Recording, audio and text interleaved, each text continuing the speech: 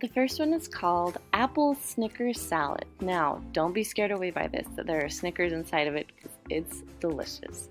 First, you're going to add 2 packages of vanilla pudding. These are the small 3-ounce packages, or you can add 1 large 6-ounce package of pudding. Then add 1 cup of milk. If you don't have any milk, you can use water as a substitute if you want to. Then you're just going to blend it together with some beaters. Once it's done, it's time to add the good stuff. So the first thing you're going to add is the Cool Whip. So it's just 1 container of Cool Whip. You're just going to fold in the Cool Whip the best that you can. Now it's time for the apples. I added 3 chopped up green or Granny Smith apples.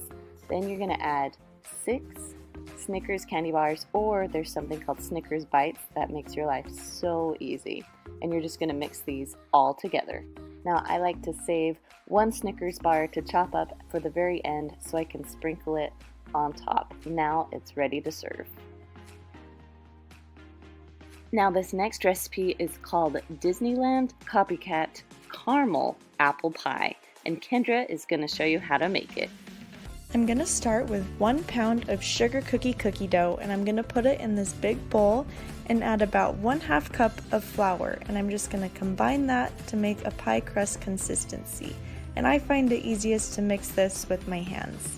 So I'm just going to press that until it's fully combined, and then I'm going to press it into the bottom of a spring-form baking pan. And I like to do this pan because the sides come off and it just really wows the guests. So I'm just going to press this into the bottom and make sure there are no holes so the pie filling can't get through and make it soggy.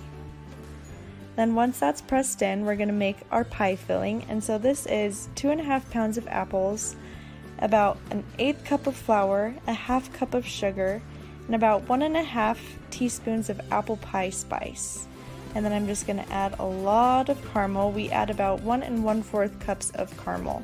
But I like to add my caramel as I go just so I can see what areas need a little bit more. So I'm just going to mix that in and just add a little more caramel as I go. And then just keep mixing. Then I'm going to add my filling to my pie crust. We're just going to put it all in, and it's going to get a little high, but make sure you add all the apples. Then we're going to cover it with foil and bake. And while that's baking, we're going to add the crumble that goes on top. So we're going to start with 1 cup of flour and add 1/2 cup of sugar, 1/2 cup of brown sugar, 1 teaspoon of vanilla, and 1.5 teaspoons of apple pie spice. And we're just going to mix that until it's fully combined. And then we're going to add 1/2 cup of melted butter. And just keep mixing until it reaches this crumbly texture. We're going to put that crumbly texture on top of our pie. And then we're going to put it back in the oven to keep baking. And when it's done baking, remove from the oven and add a little more of the good stuff and go ahead and serve. And for my last recipe, I'm going to be making Instant Pot apple dump cake. So I didn't forget about those who love the slow cooker. I'm going to put a link in the description with the slow cooker recipe. So first, I'm going to start with a little pan that will fit right inside my Instant Pot. You can use a spring-form pan, you can use a glass bowl even if you wanted to. So then I'm going to add a 20-ounce can of apple pie filling. And you're going to dump it just right into the bottom of your pan. After that, you're going to spread it around the best you can. Then on top of that, you're going to add 2 cups of yellow cake mix. You can also add white cake mix, or even a spice cake mix would be delicious. Then just pat it all around. Now you don't want to soak it into the apple, but you're going to press it down pretty even so when we put the butter on top, it won't spread all in one corner. Okay, so I have 4 tablespoons of butter here that I'm going to spread around the best that I can. You don't want to be mixing it in your cake mix. It will cook, I promise. You're just going to spread it.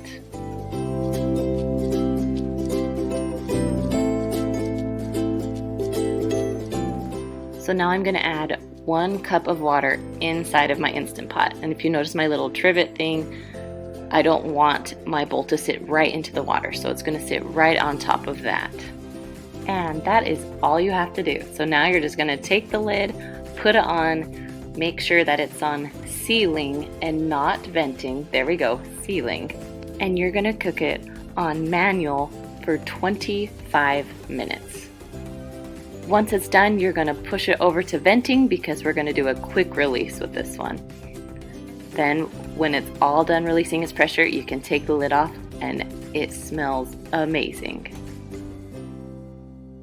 Once the steam kind of goes away, then you can pull it right out.